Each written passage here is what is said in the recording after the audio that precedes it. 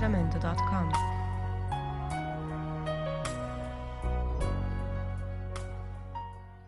Obrigado. Boa tarde, Igreja do Senhor, a noiva de Cristo, ataviada de branco, a noiva muito amada de Cristo, o qual Ele deu a sua vida na cruz. Você e eu somos a noiva de Jesus, um povo especial, um povo abençoado, um povo que tem um marido, que em breve estará aqui para nos buscar. Amém? Louvado seja o nome do Senhor. Nós hoje estamos aqui para glorificar, exaltar e bendizer o nome do Rei da Glória, do Deus do sobrenatural. Santo é o nome do Senhor. Então hoje é a nossa vigília de oração. Nessa tarde nós vamos estudar um pouquinho a palavra, mas vai ser mais levado à oração e louvor, porque é tempo de busca, não tem mais tempo para ficar parado, não tem mais tempo para ficar se desviando, não é perdendo o foco, sabe, olhando para a direita e para a esquerda, está se distraindo. Nós não temos mais esse tempo, o tempo acabou. O tempo hoje é de buscar, nos consertar. Eu tenho desejos no coração. O teu desejo maior hoje, daqui para frente, é o Senhor em primeiro lugar, o seu reino e a sua justiça, porque não há mais tempo para nada. Está aí nos noticiários, está aí para quem quiser ver, a palavra tem se cumprido.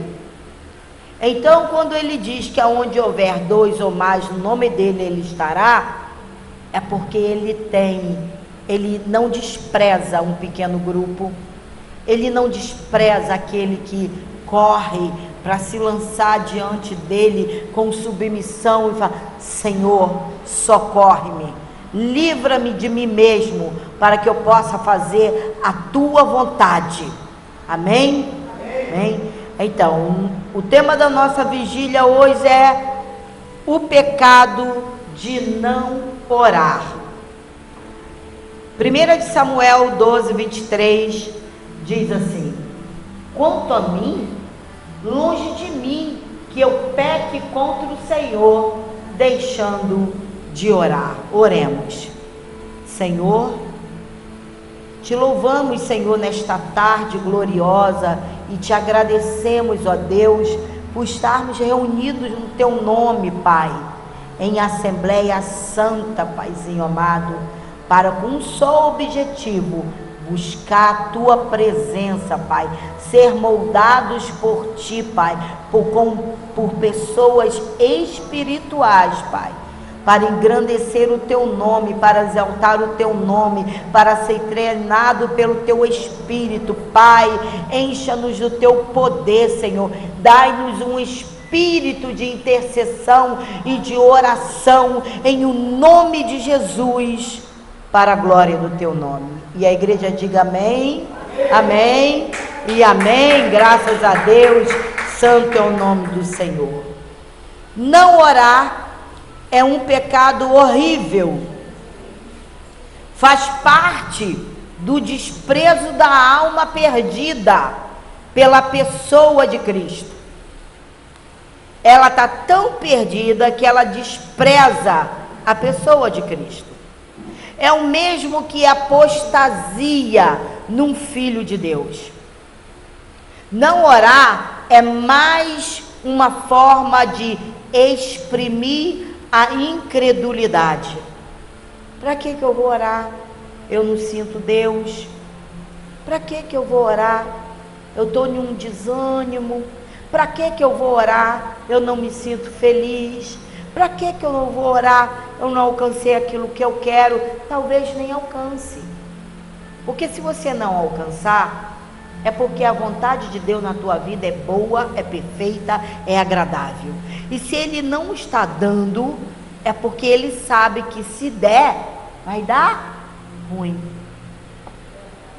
Então, pra gente, nossa, eu estou batendo na porta de Deus e nada acontece. Nós é que pensamos isso, porque está tudo acontecendo no mundo espiritual. E é também, a falta de oração, é também a mãe companheira de todo vil pecado. Tanto como o bar é a mãe da embriaguez e a lascívia do adultério, compreendem? Não tem nada de diferente, porque quando você deixa de orar, então nós somos comparados como um bar e a sua embriaguez e a lascívia ao pecado. E eu não duvido que não orar é em si mesmo pior do que o adultério, pior do que a blasfêmia. É mais fundamental, pois revela mais claramente o coração. Salmo 119, 10 diz assim: de todo o coração eu te procurei, não deixe que me afaste dos teus mandamentos. E mais adiante, o salmista mostra sua oração por um coração sábio e compreensível, nos diz seus propósitos, no que tange a preservação da lei de Deus. Salmo 119, 34 diz assim: dai-me entendimento, para que eu observe a tua lei e guarde de todo o coração. Quando nós oramos, nós trazemos para nós a responsabilidade dos propósitos de Deus na nossa vida e a lei dele no nosso coração. Nós não podemos nos desviar disso, porque a falta de oração faz com que pequemos. Nós vamos começar a pecar, porque a oração é que traz comunhão. E quando você para de orar, as leis de Deus já não estão fixadas no teu coração. E aí, assim como se requer um coração íntegro, oferecido a Deus, que lhe obedeça alegre integralmente, da mesma forma, é preciso um coração íntegro para orar de forma eficaz. Nós temos consciência disso. E muitas vezes nós nos somos abatidos pelo desânimo. Falei, eu vou orar mais por essa causa. Eu já estou cansado de pedir a Deus. Eu bato na porta de Deus. Eu já estou sem força nenhuma. E quer saber? Eu não vou orar coisa nenhuma. Mas quando você é realmente de Deus, você fala, eu falei besteira, perdoa meu Pai, volto eu a orar, sabe, meu Senhor, porque eu tenho que cuidar da minha salvação e da minha vida contigo em total consagração. Orar é muito mais do que se ajoelhar e dizer palavras do roteiro que a gente já tem aqui já na cabeça. Não é suficiente se ajoelhar e dizer palavras para orar. O coração, nós, a igreja, os filhos, temos que estar atentos ao nosso coração. O coração deve concordar com os lábios. Eis o segredo. Muitas vezes nós nos ajoelhamos, oramos, assim, estou orando, Deus ouviu, de qualquer maneira, não. O coração tem que estar de acordo com os lábios. Se os lábios saem palavras e o coração não testifica aqui dentro, está saindo da tua boca, eu te louvo, Senhor, eu te engrandeço, Senhor, glória a Deus, Senhor, aleluia, aqui dentro do coração, aqui. Será quando que eu vou sair dessa situação? O que eu quero mesmo é dinheiro. E agora? Eu não tenho dinheiro. Eu não tenho dinheiro. Não está de acordo com o que os teus lábios estão falando. Do contrário, se o coração não estiver concordando com o que os teus lábios está falando, do contrário, não é oração. Orar não é uma tarefa leve ou insignificante. É por isso que estamos hoje aqui. A oração envolve todas as forças morais e espirituais da natureza do homem. Hebreus 5:7 diz assim: durante seus dias de vida na terra, Jesus ofereceu orações e súplicas em clamor e com lágrimas, aquele que o podia salvar da morte, tendo sido ouvido por causa de quê? Da sua reverente submissão. Tá vendo que não é de qualquer maneira? O Senhor foi ouvido pelo Pai por causa da sua reverente submissão. O Filho de Deus, no jardim do Getsêmani, orava com agonia que tomou todo o seu ser. Lucas 22, do 40 ao 44, diz assim: chegando ao lugar, Jesus lhes instruiu: orai, para que não venhais a cair em tentação. Então, não orar faz com que caia em tentação. Então, ele se afastou deles, à distância de um tiro de pedra, ajoelhou-se e começou a orar: Pai, se queres, afasta de mim este cálice, entretanto, não seja feita a minha vontade, mas o que tu desejas. Foi então que apareceu-lhe um anjo do céu, que o encorajava, e em grande agonia orava ainda mais intensamente. E aconteceu que o seu suor se transformou em gotas de sangue caindo sobre a terra. Essa foi a oração que tocou cada área da natureza do Senhor, trazendo à tona todos os poderes de sua alma, mente e do seu corpo. Essa foi a oração que tomou o homem como um todo. Então, nessa tarde, nós vamos ficar de joelhos, sentados, encostados na parede, deitado no chão, da maneira que você quiser. Nessa tarde, nós vamos orar com intensidade, no nome de Jesus. Porque você não veio aqui para ficar sentado, para me ouvir falar, para cantar louvores, para depois sair daqui da mesma forma. Não pode. Você tem um propósito e você veio para a vigília de oração. Você vai sair daqui com um referencial de filho do mestre. Amém? Então vamos orar nesta tarde, em nome de Jesus.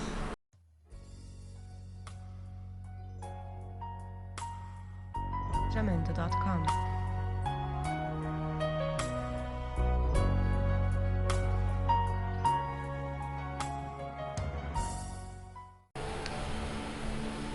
E de fato, enquanto o adultério e a blasfêmia podem apanhar desprevenido uma pessoa obcecada pela mente carnal, não orar é o próprio coração dessa mente. De repente, alguma situação dessa te pega por falta de oração, por falta de comunhão. É por isso que nós temos sempre notícias de lares destruídos, casamentos desfeitos. Perdem-se a chance de ter uma família porque a mente parou de orar. É lógico, o inimigo não está nem pouco preocupado se você essa aí parou de orar, agora é minha vez. Porque dizer que é cristão é muito fácil. Dizer que é crente, aliás, é muito fácil. Difícil é ser cristão, porque crente o diabo também é. Ele acredita que Jesus é o Senhor, não é? E nós também acreditamos, nós cremos e confessamos a nossa fé. Então, quando nós formos pegos por indecisão, falta de sabedoria e direção, então tem que haver um despertamento, que isso tudo é causado por não orar. E o que fazer quando nos falta a decisão, a sabedoria e a direção? A Bíblia nos conta, em 2 de Crônicas 20, a história de Josafá, o rei de Judá, que chegou ao fundo do poço quando recebeu a notícia de que um grande exército estava vindo sobre ele. Com medo, eu acredito que todos aqui conheçam a história do rei Josafá, que com medo, sem saber o que fazer, Josafá pede a todo o povo que ore a Deus e clama. Sabe, irmãos, às vezes nos falta coragem. E Josafá aqui, ele estava com medo, desencorajado, porque o reino dele era pequenininho e vinha contra ele duas nações contra ele para destruir o reino de Josafá. E é lógico que ele teve medo. Quando nós somos pegos de surpresa por algumas adversidades, nós temos medo. Mas essa é a hora de convocar os que estão perto ou que estão longe para orar conosco, orar com você por aquela situação. Então, 2 de Crônica 20, 12, que essa é a nossa segunda parte da nossa vigília, o pecado de não orar, próximo. Diz assim: ó nosso Deus, não irás tu julgá-los? Pois não temos força para enfrentar esse exército imenso que está nos atacando. Não sabemos o que fazer. E não é assim que às vezes a gente fica? Eu não sei o que fazer. Mas os nossos olhos se voltam para ti. O que Josafá fez? Ele estava com medo e convocou o povo a clamar. É nesses momentos que devemos seguir o exemplo de Josafá. Olha, mas os nossos olhos se voltam para ti. Não tem solução, estou perdido, acabou o meu tempo, perdi tudo, mas alto lá, deixa eu olhar para ti.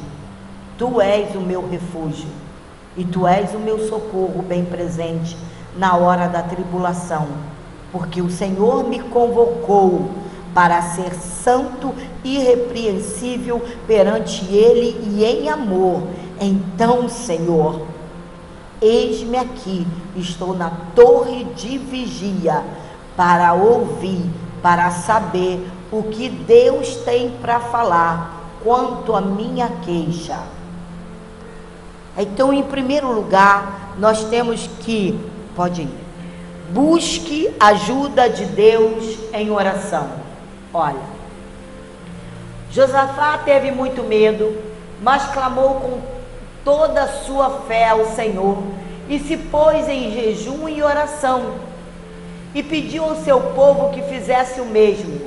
porque sabia que ali estava a solução para sair daquela situação difícil. 2. Confesse a Deus o que você não pode fazer. Em primeiro lugar, nós buscamos o Senhor, exatamente o que nós fizemos nessa tarde. Em segundo lugar, confesse a Deus o que você não pode fazer. Não depende de mim, Senhor. Depois de buscar a Deus em oração, Josafá se humilhou e confessou a sua total incapacidade para resolver tamanha situação.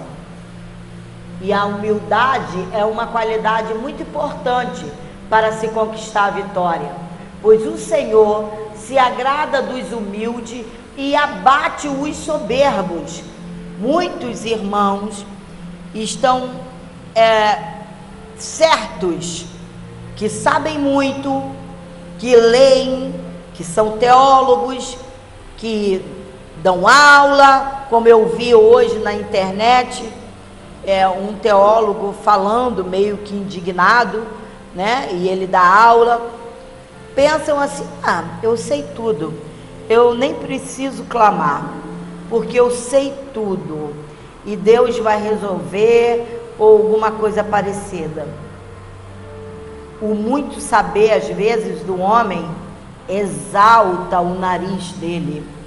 Ele acha que ele é super, né? Fazer igual aquele desenhozinho de Virgínia, super. Eles acham que são super, né? E que não tem que descer na casa do olheiro. E Deus abate terrivelmente. Quer ver 1 de Pedro 5, de 5 a 6, diz assim: e todos vós igualmente tratai com humildade uns aos outros, porquanto Deus se opõe aos orgulhosos, mas concede graça aos humildes. Sendo assim, humilhai-vos sob a poderosa mão de Deus, para que Ele vos exalte no tempo certo. Paulo era doutor em tudo. Aquele homem, aquele discípulo, aquele servo era doutor em tudo. Mas ele foi lá, desceu à casa do olheiro e falou: eu não tenho nada, eu não sou nada, porque é Cristo em mim, que é a esperança da glória. E assim temos que ser todos nós. Nós temos que ser assim. Sabe de uma coisa? Você pode saber mais que um irmão, ou não saber mais que você, mas por favor, não diga que aquele irmão iletrado, nele não reside o poder de Deus, porque reside, amados. Pastor iletrado já falou comigo e foi usado por Deus de coisa que só eu e Deus sabíamos.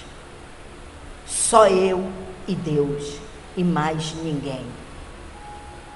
E ele edificou a minha vida. Então vamos ter cuidado na hora de falar de um irmão, de falar de um servo que não conhece tão bem a Bíblia, mas que se submete à potente mão do Senhor e que fica o dia inteiro, a manhã inteira, almoça, volta para o joelho e busca, e o poder de Deus se apossa daquele homem. E aí, aonde fica tantas letras? Temos que ter esses cuidados na nossa vida, porque isso é pecado. 3, obedeça a Deus acima de tudo. Pode ir. Josafá obedeceu a Deus e recebeu uma mensagem do Senhor e o encorajando. Escutem todos os que vivem em Judá e Jerusalém e o rei Josafá. Assim lhe diz o Senhor: Assim diz o Senhor para a igreja dele: não tenham medo, nem fiquem desanimados por causa desse exército enorme, pois a batalha não é de vocês, mas de Deus. 4. Confie no Senhor. A confiança de Josafá, o Senhor, foi total, e ele saiu confiante, dizendo: escutem-me, Judá, povo de Jerusalém, tenha fé no Senhor, o seu Deus, e vocês serão sustentados.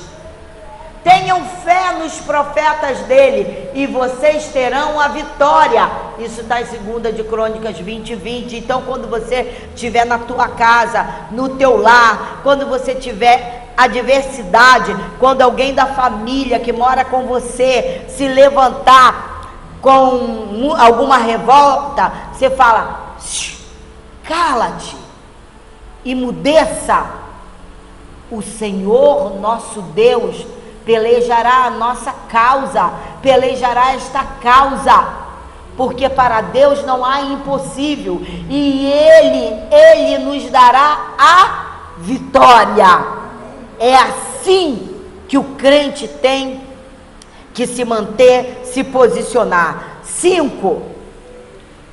Agradeça ao Senhor. Olha, número 1, busca a ajuda de Deus. Número 2, confesse a Deus o que você não pode fazer. Obedeça a Deus acima de tudo. Confie no Senhor. Confie no Senhor. E 5, agradeça ao Senhor. Josafá lutou contra o grande exército cantando: deem graças ao Senhor, pois o seu amor dura para sempre. Então, Josafá, ele ganhou a batalha sem fazer nada. Ele cantou, ele louvou, ele agradeceu, e ele falou: os inimigos ficaram confundidos. Olha que os nossos inimigos, eles se reúnem contra nós. De repente, entra um espírito de engano na vida deles, que fazem eles se virarem um contra os outros, e eles se matam. E nós não fizemos coisa alguma, porque quem batalhou a nossa guerra foi o Senhor. E ele falou: Josafá recebeu a vitória de Deus e louvou ao Senhor, agradecendo com alegria pelo grande feito. Não será diferente conosco. Não será. Deixa eu lhe dizer algo. Por isso, quando você não souber o que fazer, diante do medo, da indecisão, da falta de sabedoria, da falta de direção, voltem aos joelhos, orem sem cessar, clame até poder ver o anjo lhe confortando, clamem até poder ver este anjo te confortando. Enquanto você ora, ele te dará o livramento, te honrará com uma grande vitória, para te mostrar que ele é o Senhor da sua vida. Para terminar, eu vou lhe dizer o seguinte: ser cristão é mais do que crer, é ser discípulo. Então, o discípulo anda de modo diferente nesse mundo. Não existe nada que identifique mais um discípulo com o seu mestre do que a semelhança, sabe no quê? Nas palavras, no pensamento e nas atitudes. Por isso, podemos afirmar que todo cristão é crente, mas nem todo crente é cristão. Porque para que alguém seja cristão, discípulo de Cristo, é preciso que tal pessoa avance para além do crer, sendo homens e mulheres de oração, refletindo na própria vida a vida do Mestre. Amém? Amém? Glória a Deus.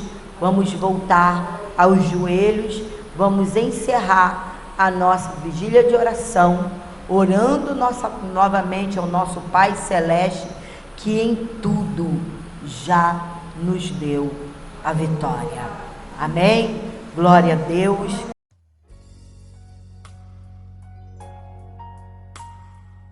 Jamendo.com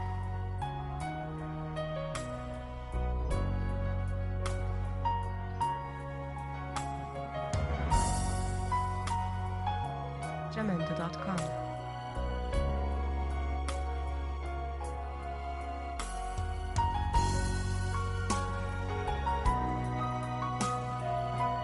Jamendo.